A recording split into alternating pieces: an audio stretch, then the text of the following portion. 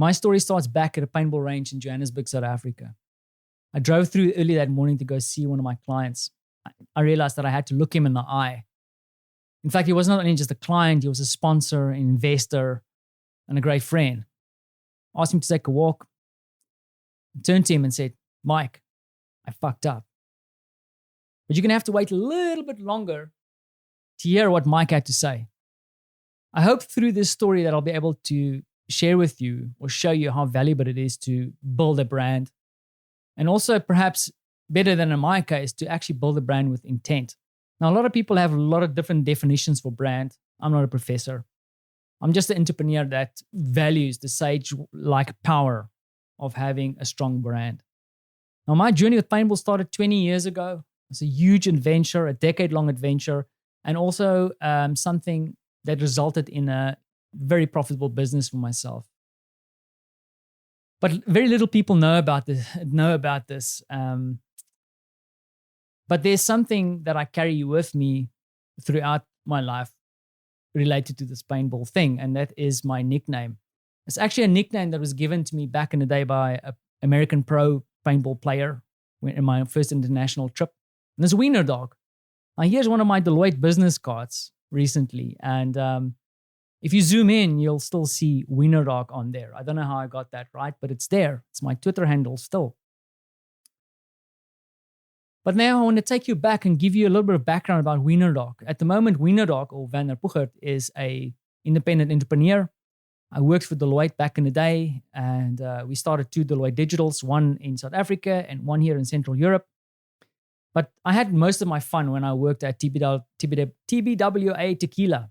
I served on the board of directors, and we did marketing campaigns for awesome brands like McDonald's, Visa, Adidas, Nissan South Africa.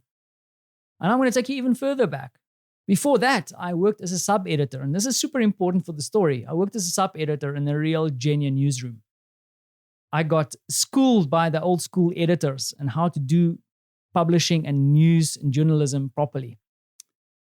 And then after that, we also started going into digital publication. It just started back then. And it's also around that time that I started my business, sapaintball.co.za. It's important. SA is for South Africa. Paintball is the sport. And of course, .co.za, the South African domain extension.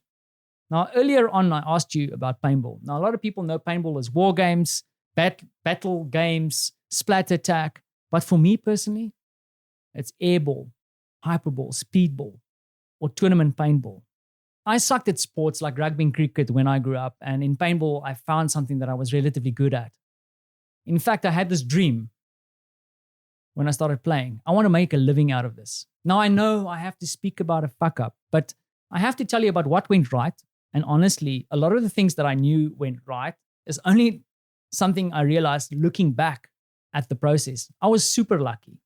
And I just want to share with you why this business became so important to me and also was a fair enough business to make a living off of.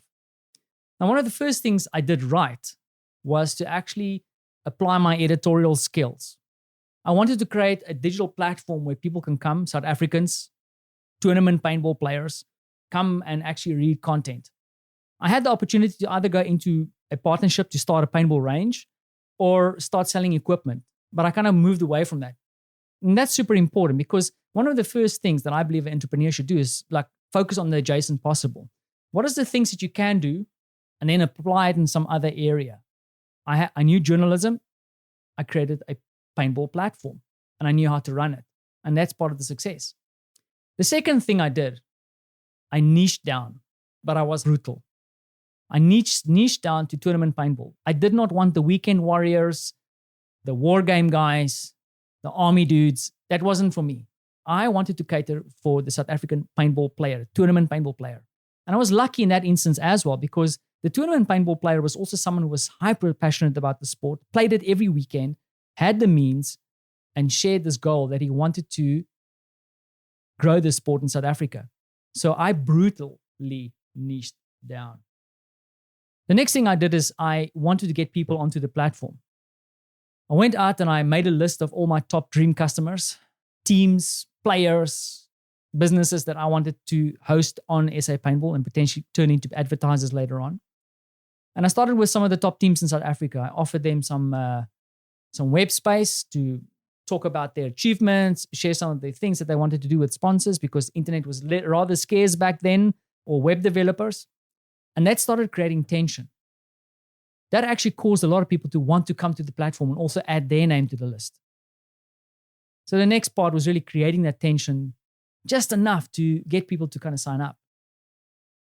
Now, SA Paintball was growing after that, and I would really go, those three elements really made the site grow. But there was something missing, something that only came through when I sent out one of my newsletters to my database that was also growing at that time. One of my friends was reading the newsletter and he said to me, like, Vanner, like, I like all the content here, but why don't you sign your name? And that's the thing. Sign your name. People knew sapaintball.co.za, but I didn't know the editor. So what I did is I kind of shifted myself into making sure that I added my bylines, but then also physically going out to meet people, shake hands, go attend new tournaments, meet new people, new business owners, and really give support, because together we had this collective passion to grow the sport in South Africa. The other thing I did, which also kind of came from the editorials background, is that I created a what I can only call as like a little constitution. Because I was also actively playing and all involved in the sport, I needed to set out some rules. So this was in terms of use for SA Paintball, but in terms of engaging on the website. But I also kept myself accountable to that. I had to apologize a lot of times on the website for my own screw-ups. But it really helped a lot.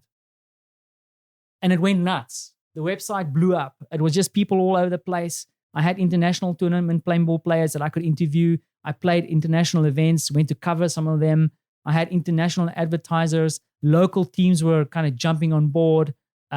We had teams branded with sapaintball.co.za. We had tournaments called the sapaintball.co.za, and also expanded some of my revenue into affiliate revenue, selling some stuff on the website.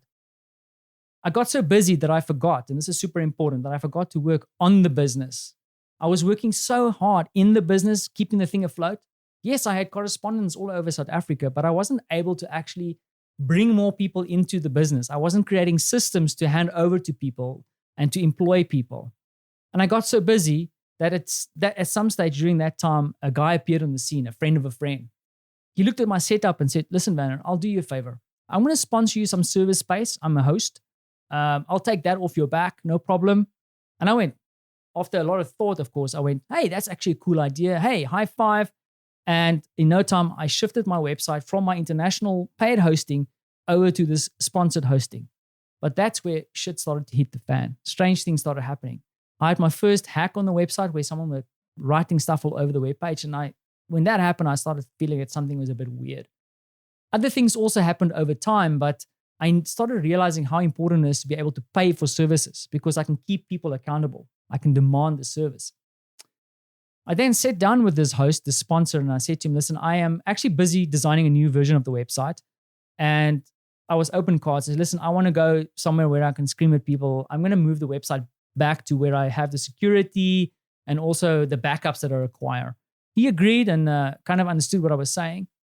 But when the time came to flip the switch, his demeanor changed, and he demanded 80,000 Rand, something I didn't have at that time, to take over the website, or to give me the website, demanding that this is fees that I actually owe him.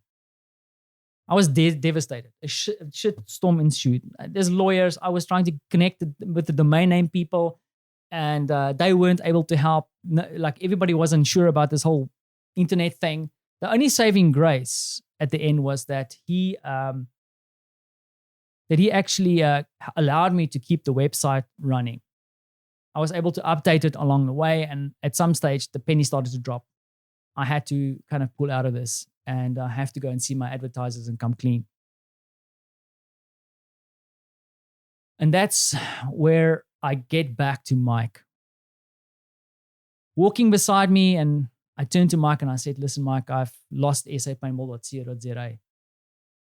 I know we are about to host this tournament, and you have a lot of money in here. I'll try and make it up to you, but I don't have the domain name anymore.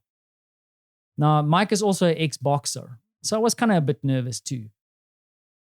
And I remember looking at him and I felt this kind of vibe of empathy coming towards me. It was kind of unexpected.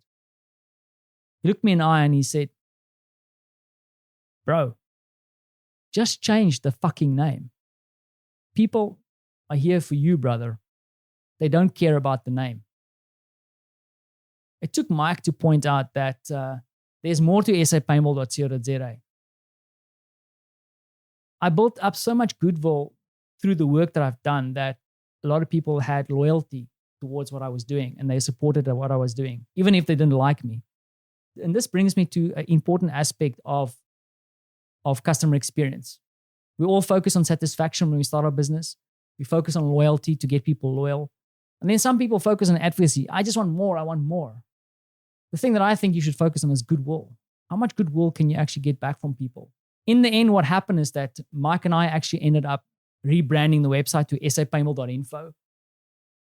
In a very short time, we migrated the website across. Everybody started moving across. I didn't lose a lot of people at all. As for the host, he clung to the name. He kept it for a long time, I think for about 2 years, trying to sell it.